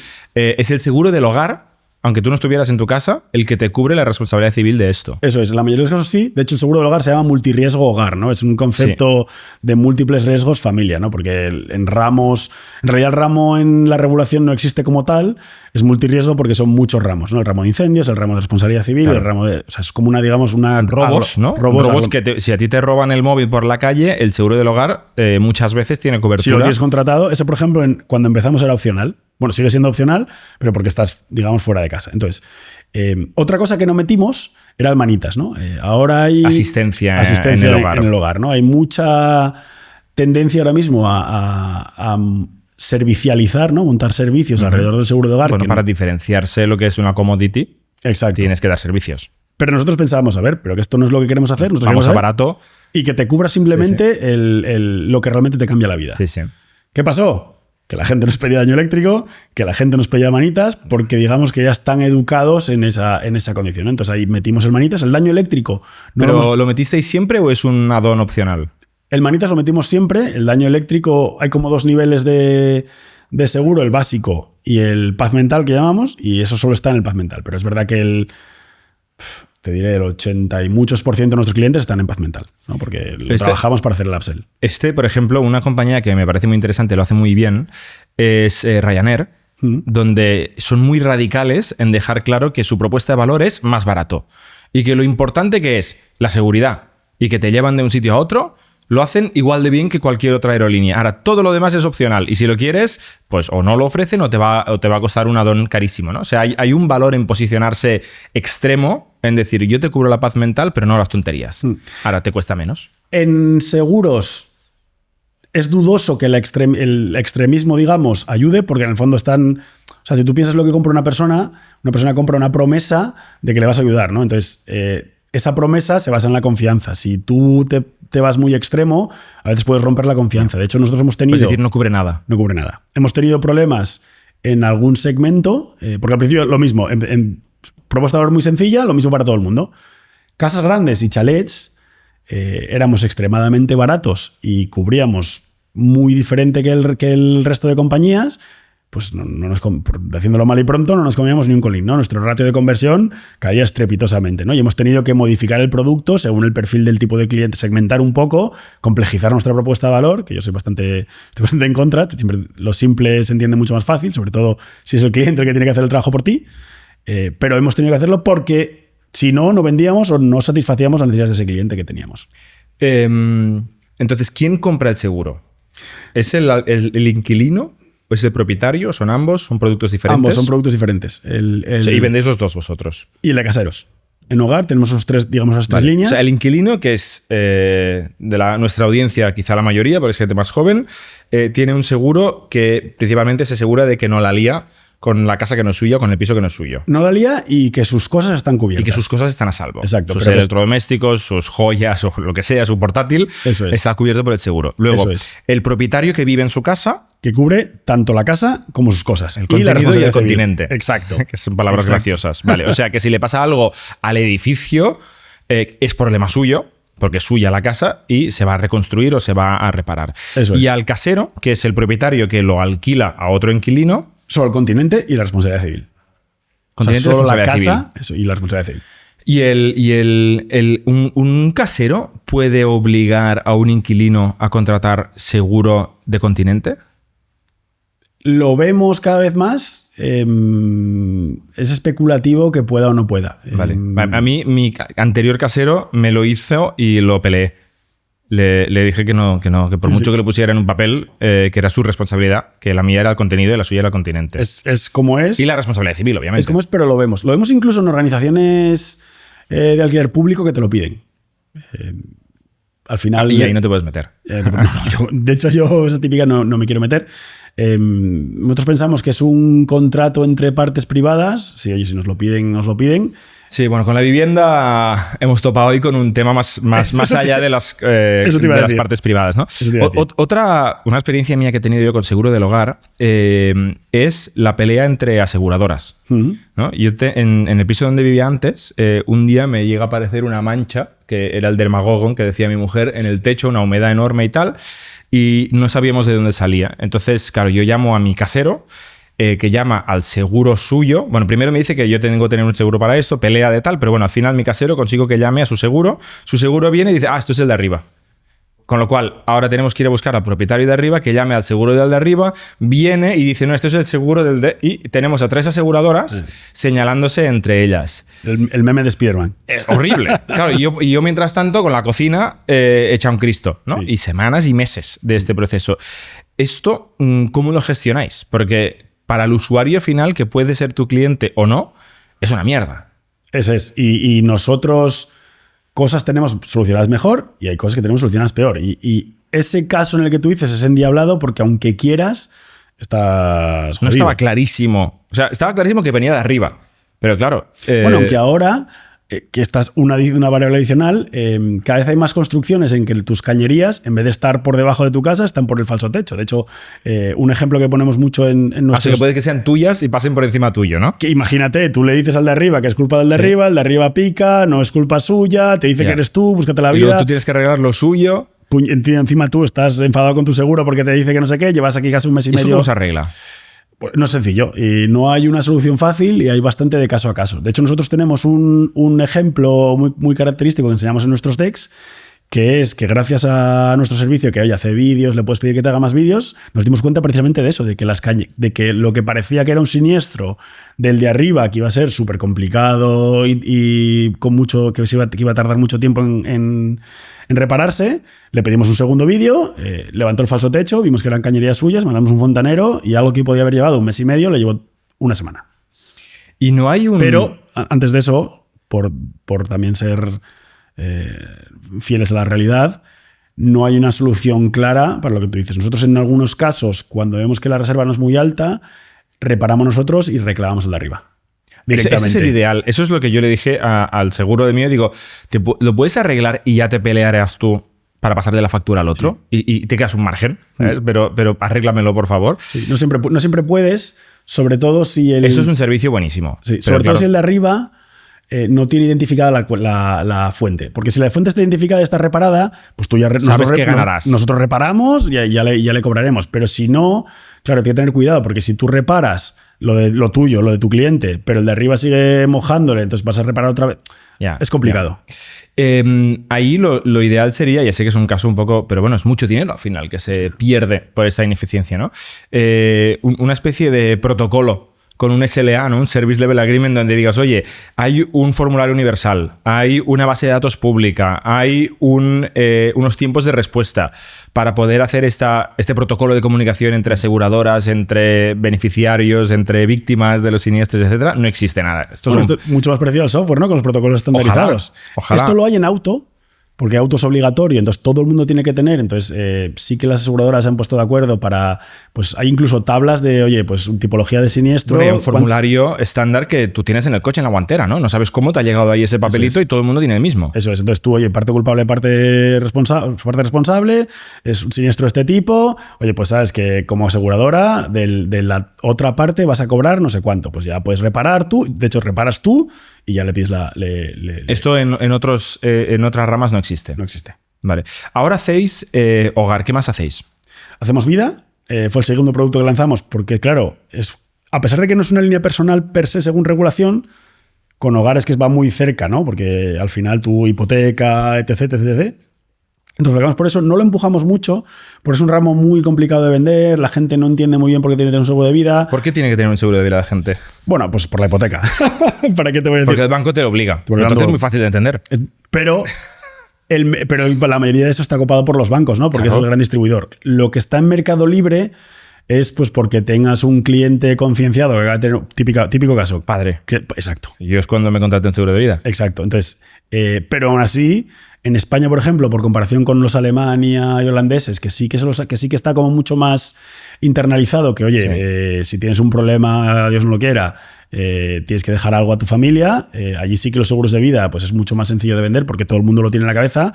En España, si no tienes en la cabeza el seguro de hogar, imagínate el de vida. Entonces, nosotros simplemente lo tenemos para el cliente que ya lo ve, que venga, solo inbound, no hacemos push de marketing y demás. Sacamos mascotas hace unos años. ¿Mascotas? Con seguro de salud de mascotas y seguro de RC de mascotas. Con la mala suerte... Perdona, has dicho seguro de salud de mascotas y seguro de RC, que es responsabilidad civil de mascotas. O sea, si tu perro muerde a alguien. Eso es. O rompe algo.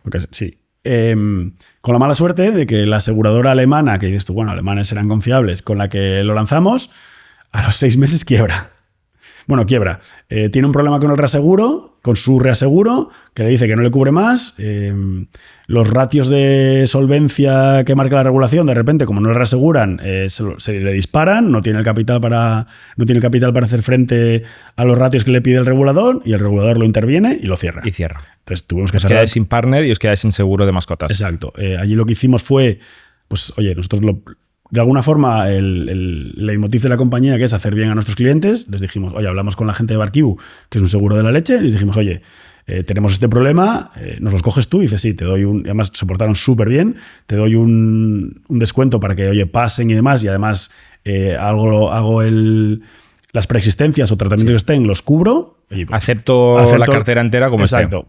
Pum, pues los cambiamos allí, oye, fenomenal. Y ya no hacéis mascotas ahora. Vamos a volver a lanzarlo ahora en un par de meses, porque ya hemos conseguido un producto que nos satisfaciera con una aseguradora española. Vale. Y auto, que lanzamos en Semana Santa, más o menos. O sea, en un mes, en 2 semanas. ¿Vale? ¿Qué tiene de especial vuestro producto de auto? Más barato. Más barato. O sea, ¿en qué se parece? ¿En qué os beneficiáis de lo que ya habéis construido para hacer un seguro de auto mejor que los mejores seguros de auto que existen? En el fondo, cada ramo es un poco de su padre y su madre, es muy diferente, con lo cual... no mucho. No mucho. La sinergia sobre todo comercial y la parte de todo lo que son las herramientas internas, pues ya, oye, ya no las tienes que montar de cero, ¿no? Ya te montas sobre lo que tienes, pero sobre todo la sinergia es comercial entre ramos, ¿eh? Pero ¿por qué hay una sinergia comercial si al final el comprador de seguro de coche es un momento muy diferente seguramente y quizá incluso una demografía diferente que el del hogar? Bueno, no la hay, es lo que queremos conseguir. De hecho, nosotros lo que vemos es nuestro churn, el 20% de los clientes, no, de hecho el 25% de los clientes que nos dejan, los que nos declaran, ¿no? Esto es lo de siempre, ¿no? ¿Cuántos te dejan? ¿Cuántos declaran por qué te dejan y demás? El 25% nos dice que es porque Línea Directa o Mutuo Madrileño similar le ha hecho un bundling y se te va. Entonces, ante eso es que no tenemos defensibilidad. O sea, es defensible. Bueno, y además que el mercado de auto es 10 veces más grande que el mercado de hogar. En digital, por lo menos. Al final todo el mundo tiene un coche, independientemente de la edad. No todo el mundo tiene una casa en propiedad. Bueno, o en alquiler. En alquiler sí, pero el inquilinos es verdad que es un producto todavía bastante residual con respecto al propietario. El propietario es el seguro de hogar es el de propietario principalmente y el de casero. Porque está obligado. No está obligado. Pero tiene mucho a perder. Pero tiene mucho, sí. Porque el inquilino... Bueno, también tiene mucho a perder sin responsabilidad civil. Tiene mucho a perder, pero en la mentalidad del país no hay concienciación. No está concienciación. No. De hecho, yo tampoco lo tenía hasta que me he metido en esto. ¿En serio? Te lo juro. O sea, montas una empresa de seguros del hogar y no habías tenido seguro del hogar como inquilino. No, seguro hogar sí, pero como inquilino no. Nunca. Como inquilino no. De hecho, me parecía que era absurdo. Incluso. Ya. Yo también, hasta que me casé con una mujer suiza, ¿ves? Que se indignó muchísimo de que yo no tenía seguro de responsabilidad civil y yo no sabía ni lo que era el seguro de responsabilidad y descubrí que sí que lo tenía con el del hogar. Eso es. Pero me costó semanas y semanas de investigación, sí, el tema de la seguridad civil. El tema de los seguros es verdad que según el país, más que el país, incluso la región europea, la cultura, es muy diferente. ¿Y después? ¿Qué viene después? Después del internacionalizar, coche. ¿no? ¿Estáis solo en España? De momento estamos en España. Nuestra visión este año es el de acabar de apuntalar todos los ramos, porque en segunda mitad del año lanzaremos viajes, porque nos parece que para el segmento que nosotros vamos, que es un segmento muy online, entre 25 y 55 años, de vida muy online, de oye, ves Netflix, compras en Amazon y haces la compra en el mercado online, necesitamos empezar a tener, o una de las maneras que queremos empezar a meterlos en nuestro ecosistema de seguros es con una especie de los líderes, ¿no? Como las grandes cadenas de distribución. Y en el fondo viajes es algo que todo el mundo hace, es algo que es un seguro también muy digital, que es relativamente barato y además amigable a la experiencia que nosotros ofrecemos. Entonces queremos empezar a conseguir de alguna forma datos de clientes, ¿no? Que ya nos hayan probado y tener sus datos para pues no, el mundo del marketing ahora mismo está revolucionándose con nuevos canales como ChatGPT, como los LLMs. Conseguir esta base de datos de clientes a la que tú puedes atacar para vender tus productos, en el fondo es un activo que queremos construir y para eso vamos a lanzar viajes también, ¿no? Entonces, este año acabaremos con todo lo que es la parrilla de productos principales. El año que viene es donde vamos a empezar a hablar ya de la visión esta que tenemos de construir un campeón europeo de seguros del sur de Europa, ¿no? Porque si tú miras, tú mismo lo has dicho, ¿no? Si tú miras Norte Europa, Suiza, Alemania, Holanda, incluso Inglaterra, ahí sí que hay compañías parecidas a la nuestra, ¿no? Compañías de seguros más digitales, con modelo digital autoservicio, que están empezando a metería. Tú miras el sur de Europa, Portugal, es verdad que en Francia hubo un movimiento hace unos años, pero ahora por una razón o por otra ya no quedan. Italia, España y Grecia, y es un erial. Entonces, ahí nosotros vemos una estrategia porque hay un hueco para poder construir una compañía como la nuestra en mercados donde, por su propia cultura y por su propio tamaño, no son el tier 1 de mercados en los que los grandes campeones internacionales incluso empiezan o se fijan, ¿no? Porque si tú ves Lemonade en Europa ha ido a Francia, Holanda y Alemania. Y ya está. Bueno, y Inglaterra ahora también.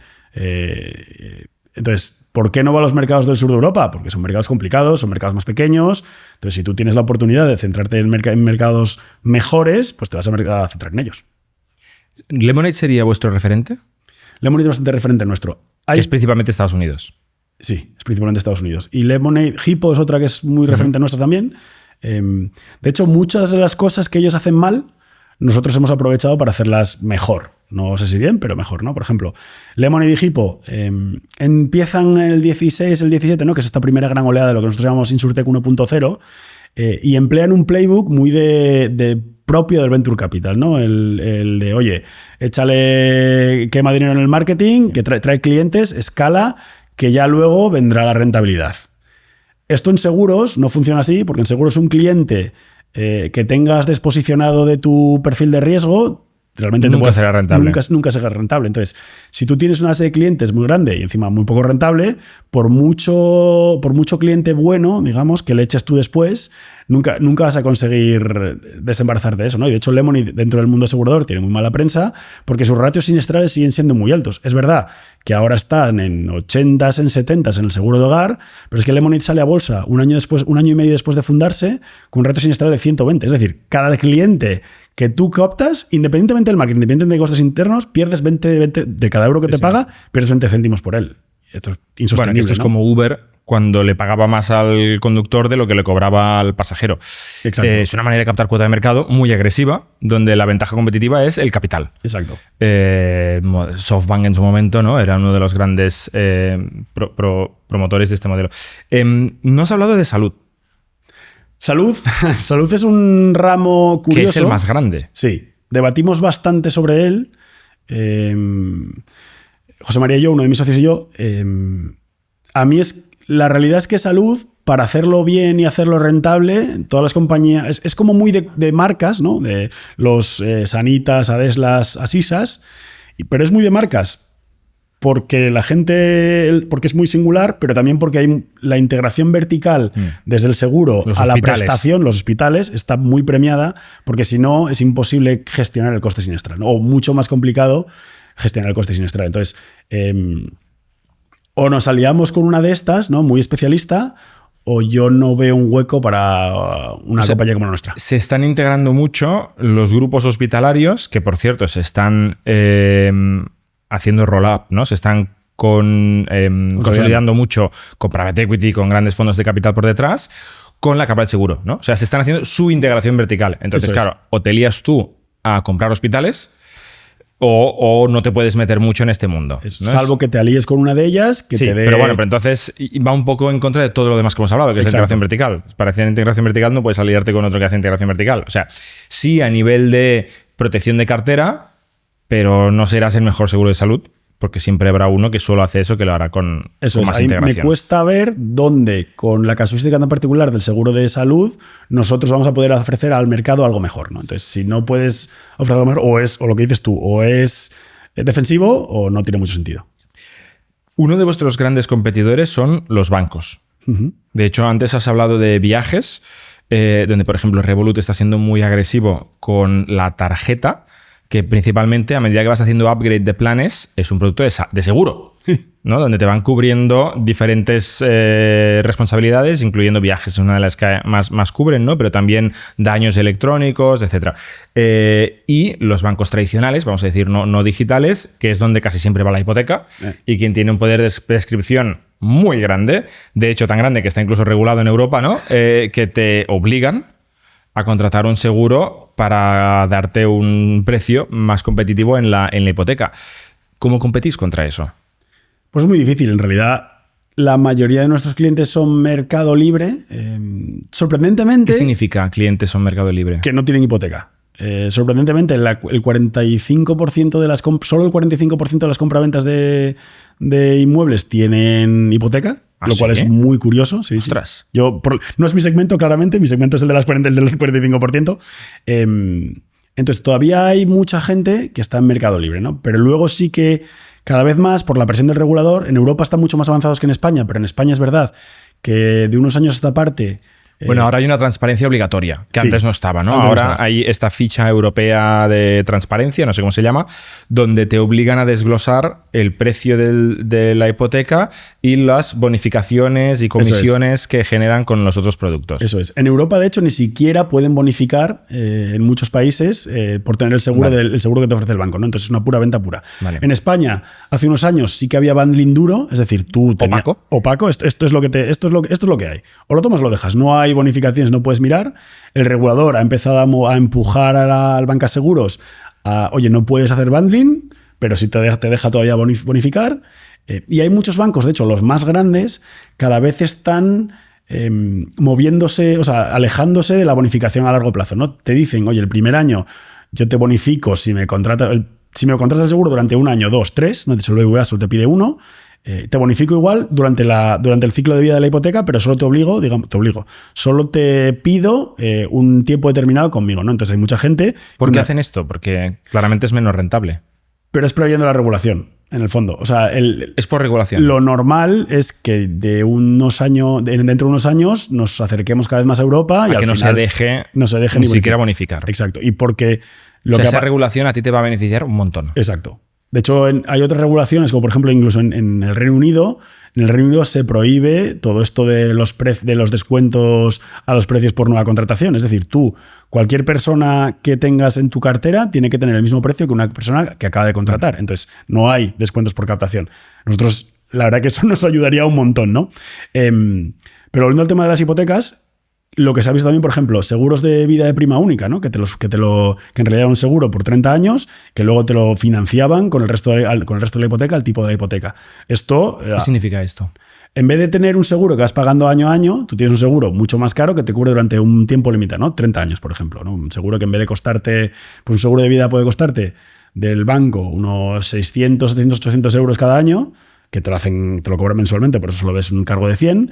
Un seguro de prima única igual son 5.000, pero lo que hace es que te lo financia con el resto de la hipoteca. Tú en realidad estás financiando según el lugar donde vivas, los 230 o 250.000 euros que te cuesta tu piso, más los 5.000 que te cuesta el seguro de vida de prima única, ¿no? Y estos son lo que la Dirección General de Seguros ha dictaminado que era ilegal o era anticompetitivo, y por eso se ven todas estas sentencias, todas estas reclamaciones que ha habido de un tiempo a esta parte a los seguros para que le devuelvan este seguro de prima única, ¿no? Porque estás pagando el seguro y además el interés sobre ese seguro, ¿no? Sobre un producto que encima te han obligado a contratar. Y de manera no opaca y no coaccionada, pero digamos muy empujada a que pase. Vale.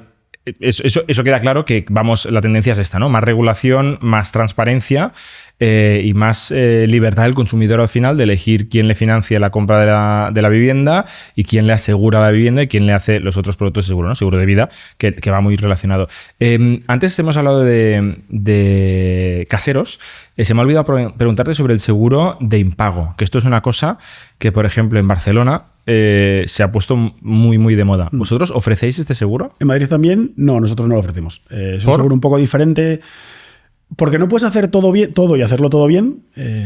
Principalmente son las razones, y porque lo hemos pensado. Es verdad que en el Caseros es como muy sencillo ofrecer el seguro de impago, pero todavía no hemos conseguido un producto entendido como producto digital o como onboarding que nos satisfaciera. Entonces todavía eso no lo hacemos. Vale. Puede que lo hagamos en algún momento, porque es verdad que es un seguro razonablemente rentable y con una prima bastante más cara que el seguro de hogar de Caseros, pero no hemos conseguido hacer algo que consigamos hacerlo encajar perfectamente. Vale. Oye, mirando para adelante, has dicho que el año pasado estabais en unos 13 millones anualizados de primas, ahora en 15. ¿Dónde queréis cerrar el año? Unos 30. Más o menos. Unos 30, o sea, más que doblar, o doblar en lo que queda de año, más que doblar en 2026. Pensamos que un crecimiento del 100 nos lo debe dar hogar, que seguirá siendo nuestro producto principal, pero luego auto al final es un producto, pues eso, 10 veces el tamaño del mercado de hogar. Confiamos bastante en dónde nos va a llevar. Y luego mascotas y vida, algo más residual, pero sí que confiamos que nos aporte también un poco. ¿Y más. Esta compañía es rentable en EBITDA? Pero no en perfil de caja. No encaja. Eso es. Con lo cual habéis levantado rondas. Hemos levantado rondas. Explícame cuál ha sido la historia de fundraising. Sí, levantamos una ronda inicial para montar la primera versión del producto, que solo estábamos nosotros 3. Eso al fundar. Al fundar. La típica que se dice de, oye, con un PPT, pues eso lo montamos. Ahí, ¿Quién invirtió? Pues invirtió en los Caviedes, invirtió una compañía muy cercana a uno de nuestros fundadores que se llama Global Incubator, ¿no? Friends and Fools and Family. ¿Vale? ¿Cuánto dinero? Unos 500.000 euros, ¿vale? Que no está mal, con un PPT. Con un PowerPoint. Pero una dilución no menor. ¿Valoración? No te puedes imaginar. Dilución del 35%. Vale, pues a 1,5. Sí. Medio millón por un tercio de la empresa. Exacto. 1,5 post, 1 pre. Fácil. Muy fácil, ¿no? Ahí nos diluimos bastante, pero bueno, era lo que tocaba, no hay otra. Un 30% de cero es cero. Efectivamente. Bueno, un 30% de un PPT, ¿no? Son 4 páginas. Sí, sí. Posteriormente levantamos 2,5 a 7. 7 pre. Vale. Esto, o sea, un 25%, de dilución. ¿Quién invirtió ahí? Ahí lideró Tune Capital y siguieron la mayoría de los existentes. Y luego la última de 15, hace 18 o 20 meses, donde lidera Mass Mutual Ventures. Siguen los siguientes. BankUp, que había hecho entra BankUp, que es otro fondo americano de operadores de América y Latinoamérica que ha montado un fondo propio. Y BlackRock, que BlackRock entra con 5 millones de Venture Debt. Vale. Porque no en el equity. Bueno, Venture Debt con warrants. Siempre tiene un kicker de equity, sí. Para cuando te ponen el Venture Debt, pero sobre todo es pero con el dinero hay que devolverlo y para financiar el crecimiento. Al final, nosotros la tesis que tuvimos es que si con un 7 de lifetime value partido de coste de captación lo puedo perjudicar un poco y diluirme menos, porque al final el coste del equity es mucho mayor que el coste de la deuda. Bueno, o nosotros consideramos que el coste del equity es mayor que el coste de la deuda. En general, sí. Entonces, tiene menos riesgo. Tiene menos riesgo. ¿no? O sea, el balance es la deuda te puede poner en una tensión absoluta, el equity no, pero la deuda, si todo va bien, se repaga y te quedas tú con la empresa y Exacto. el equity no. Como tenemos, es mucho más difícil repagar el equity que la deuda. Vamos eso a decir. es, como tenemos ese buffer de 7, si no lo perjudicamos, o sea, si no muerdes mucho ese buffer, ¿no? Si tienes controlado cuánta deuda tienes que devolver y cuánto es el perfil de caja que sale adicional, pues oye, considerábamos que en aquel momento era lo que tenía más sentido. Hay que ir con mucha más puntería. Hay que ir con Cuando empiezas a meter Venture Debt, el downside es mucho más grande. Mucho más grande, efectivamente. Bueno, te puede tumbar la compañía. Correcto. Que el equity no. El equity lo único que, bueno... El equity os quedáis todos con un porcentaje de 0. Exacto. Oye, os diluís mucho para empezar. Sí. La última ronda, ¿cuántos diluís? Que no me lo has dicho. ¿Levantáis sobre 20, has dicho? Sobre un 22, más o menos. Las demás sí 22% de dilución, ¿eh? Sí, las demás son más... Va bajando la dilución, pero sigue siendo bastante. Sigue siendo alta. Al final... Esto es lo que te decía, que a veces tienes suerte porque cierras la puerta a los que vienen detrás, tienes mala suerte porque el mercado de Insurtech hasta reciente es un mercado en el que esto lo habéis hablado también vosotros, ¿no? Que los fondos son muy followers, ¿no? Totalmente. Entonces, el mercado, cuando se da la vuelta al mercado, pues por los lemonades, por los hipos que salen un SPAC a 5 billions y se la pega miserablemente y luego está a 900 millones... De repente, Insurtech es un mercado, es poco menos que le pone la letra escarlata y ahí no quiere mirarlo nadie, entonces baja valoraciones y levantar cada ronda cada vez es más duro, ¿no? Y de hecho hay mucho fondo europeo especialmente por estas Insurtechs 1.0 que, oye, Lemonade y Hippo sobreviven, pero hay muchas otras que se quedan por el camino. Entonces, los que hayan invertido en Insurtech ya se han quemado y los que no han invertido en Insurtech han visto que otros se han quemado y no quieren invertir en Insurtech, ¿no? Entonces, del 20... hasta el 24, principios del 25, es un mercado para el de financiación para Insurtech horrible. Entonces, de hecho, pues no sé, teníamos media palabradas valoraciones y cuando llegan el term sheet son más bajas, pues todo tipo de... de hecho, nos ha pasado en las dos rondas posteriores a la primera. Que oye, nosotros agradecidos porque luego los fondos han demostrado que son fondos que nos han acompañado bien, pero es verdad que condiciones de negociación duras, porque la realidad es que, como nos dijo uno de los socios de uno de los fondos, fenomenal, ¿cuál es tu otra mejor opción? ¿No? Y la otra mejor opción es quebrar. Entonces, pues... Qué simpático. No había otra. No se equivoca. Pero cuando lo dicen es duro, sí. ¿Qué tiene que pasar para que tuyo valga 1.000 millones? ¿Cómo funcionan los múltiplos ya cuando hay un poco de volumen o comparables con otras compañías? Ahora como ha recuperado, están los múltiplos están entre 3 y 6, hemos visto hasta 8 en rondas recientes. ¿Múltiplo de? Primas. De primas, que es facturación bruta. Exacto, entre 3 y 8. Entre 3 y 8. Bueno, 8 es mucho con estos márgenes, porque estamos hablando de márgenes bajitos comparados con otros negocios. Sí, 8 es mucho. La duda que entra aquí es si tienes un ángulo de IA, ¿cómo te afecta esto a la expansión del múltiplo? No lo sé. Pero entre 3 y 8 hemos visto... Bueno, pues la IA te puede hacer dos cosas. O te sube el margen o te acelera el crecimiento. Pero tampoco te va a multiplicar por... Bueno, nosotros, que te he dicho, sí. Al final, el múltiplo será sobre el margen y el crecimiento más que la IA, ¿no? Porque... Eso es. Entonces nosotros eso. En nuestro caso, por ejemplo, que sí que me parece que es interesante de nuestro caso, es que hemos conseguido pasar la IA de piloto y de KPIs operativos a demostrar, oye, tenemos mejor margen que el mercado por todo esto que hacemos, ¿no? Que, oye, me parece que es un caso bastante interesante, pero que aún así es lo que dices tú, paso del 5 al 15. No hay un 80 del software, que es el típico, lo que buscan los VCs. Entonces, entre 3 y 8 es verdad que yo creo que es una ronda bastante singular de una nueva compañía americana, también mercado americano, mucho más grande, muchos más fondos que ponen dinero mucho antes. Nosotros pensamos que entre un 3 y un 5 es lo que tiene más sentido, también para no ponerte en problemas en la siguiente ronda, ¿no? Porque al final esto es como va, ¿no? Si tú tienes que levantar más rondas y tienes una valoración muy alta y no has conseguido llegar a los KPIs que prometías, te quedas en terreno de nadie y estás mal. O sea, tenéis que llegar a 200, 300 millones de primas anuales. Eso es. Para conseguir llegar a eso. Y en esto son más productos, más geografías. Y más mercado. No hay... ¿Hacia dónde queréis llevar tuyo? ¿Cuál es el objetivo, la meta? A nosotros, José María, uno de mis socios, siempre dice que a él le daría mucha ilusión poder sonar la campana, ¿no? Entonces, hacer un IPO. Hacer un IPO. Seguros, lo bueno que tiene es que cuesta mucho, pero luego tiene mucha inercia, ¿no? Cuesta mucho empezar, pero luego tiene muchísima inercia. Entonces, yo sí que veo, y me creo, ¿no? Y tengo que decirlo aquí, ser capaces de crear una compañía generacional, ¿no? O sea, un gran campeón sur de Europa. Y de hecho, si no me lo creyera, no estaría empujando todo esto, ¿no? ¿Qué tamaño tiene un gran campeón sur de Europa? Prima, ¿no? Que es otra compañía de auto únicamente que empieza en Italia, pues tiene un billón de primas bajo gestión en 1.000 millones de euros en de 10 primas. años. Nosotros sí que pensamos que el camino hacia los 500 millones de primas con todos estos países y todos estos ramos es algo realizable, ¿no? Si te línea directa tiene 1.500 millones de primas en España únicamente. Entonces, y es principalmente auto, algo de hogar y luego tiene algo de salud y demás, ¿no? Entonces, es algo que sí que se puede hacer. Seguros es un mercado como la suscripción del software que compone, ¿no? Cuanto más grande eres y gestionas bien el churn, cada vez eres más grande y cada vez compones más.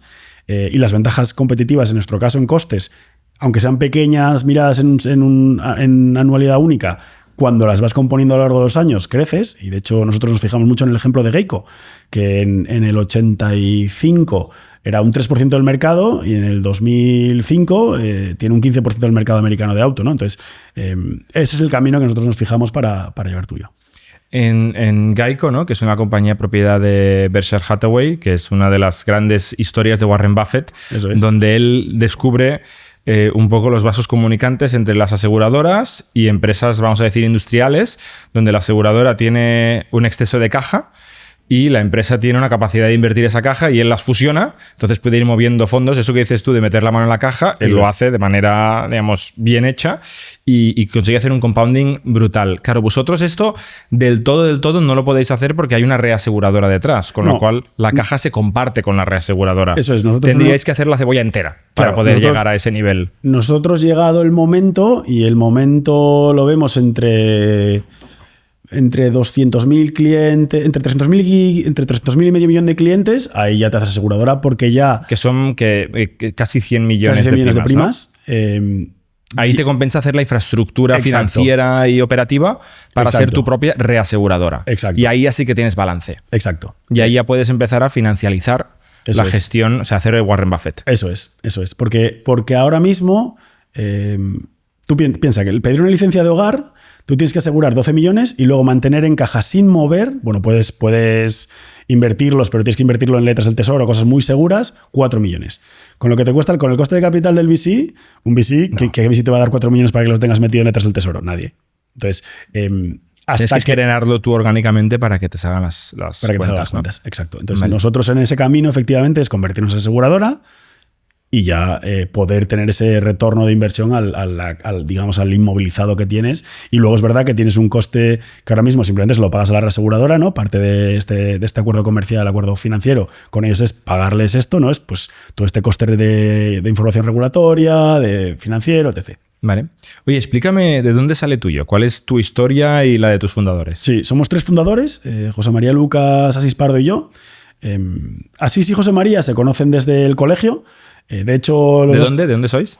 Yo soy asturiano, ellos dos son de Madrid. Ellos dos se conocen del colegio y luego sus carreras siguen caminos diferentes, pero un poco paralelos, ¿no? De hecho, siempre cuentan que Asís desde el BBVA y José María desde un banco de inversión inglés eran las contrapartes, los dos en banca de inversión eran contraparte, ¿no? Y hablan de cómo cuando se vuelven a encontrar chatean desde el terminal de Bloomberg diciendo que algún día tienen que montar algo juntos, ¿no? Entonces, rebobinamos hacia adelante varios años. Yo estoy en Orange llevando el equipo de nuevos negocios y, entre otras cosas, monto un negocio de seguros, ¿no? Orange Seguros, que es una alianza estratégica entre Orange y Zurich. Y en ese momento... ¿Qué productos de seguros montas ahí? Pues casi todos. Empieza con hogar, el móviles... Sí, lo mismo. Vale, casualidad. Y ahí, montando ese acuerdo de seguros, viendo toda la problemática tecnológica, viendo toda la problemática de producto, digo, a ver, aquí tiene que haber algo que esto sea más fácil de hacerlo, porque no me puedo creer que sea tan complicado mover bueno, no, sí me lo puedo creer, ¿no? Pero ¿qué es lo que era tan complicado? Pues teníamos problemas de integración de sistemas, teníamos problemas de onboarding, teníamos problemas de clientes, siempre tienes que andar con el call center empujando al cliente para que contrate, ¿no? Pero porque Orange es una empresa muy grande, ¿no? Entiendo. O sea, el problema es que era una empresa grande, difícil de mover y quizá los sistemas no eran los últimos.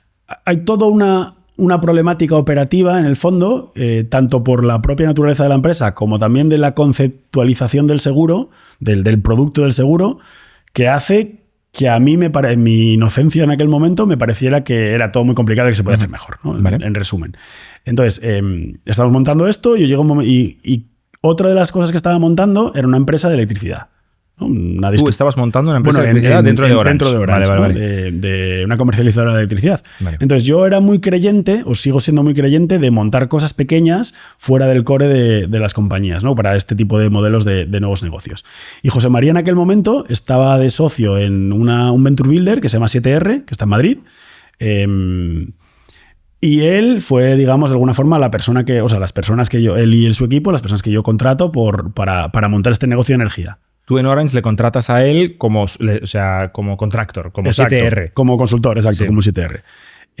Empezamos a montar, aquello no sale, pues por múltiples razones.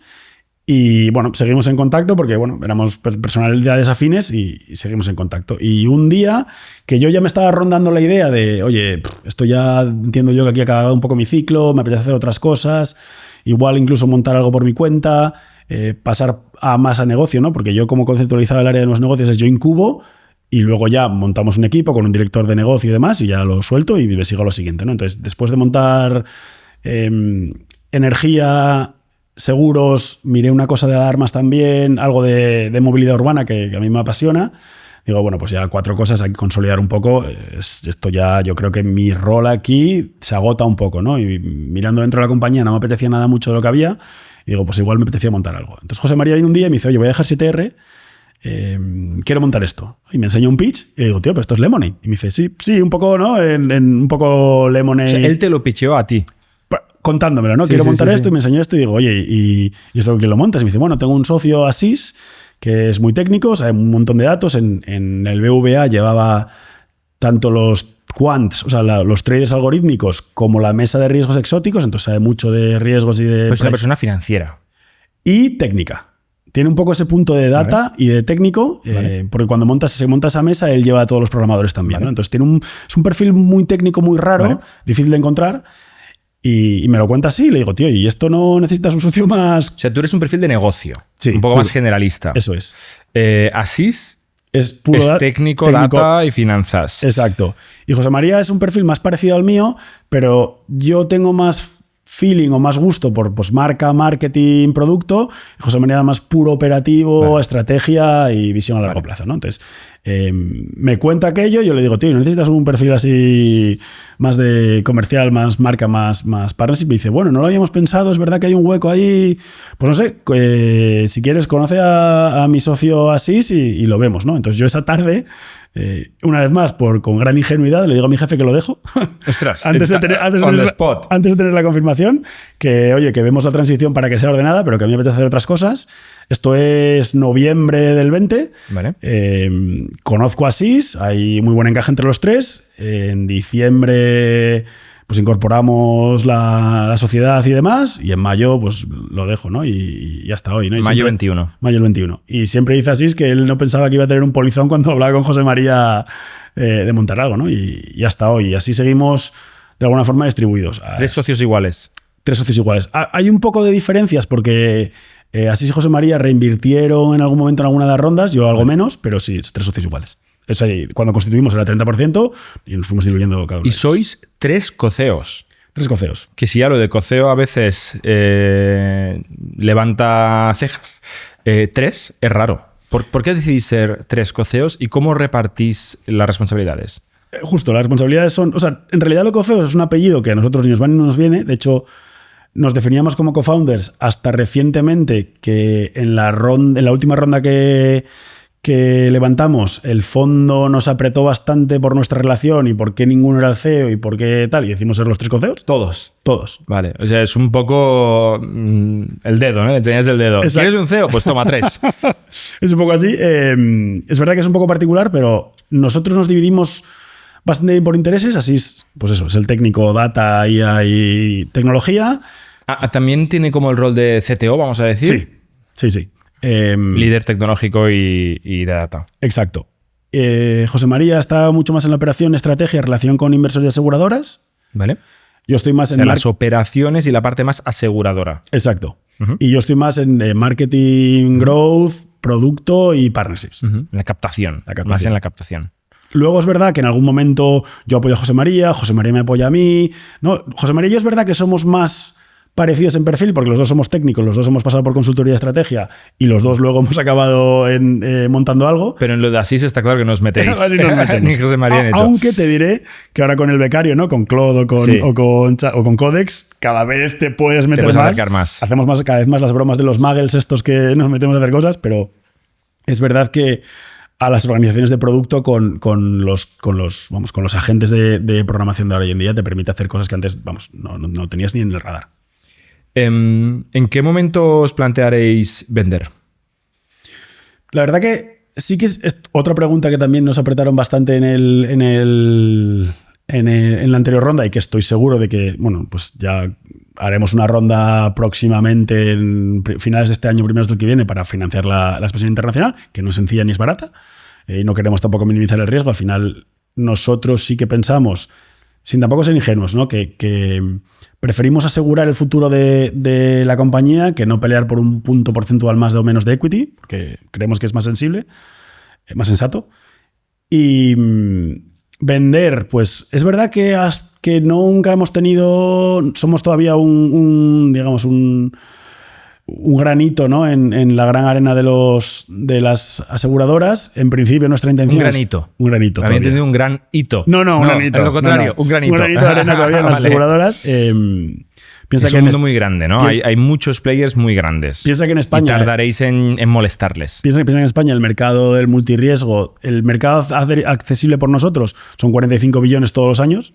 45.000 millones de euros de primas. Exacto. ¿Esto es contando salud o sin contar salud? Sin contar salud. Claro.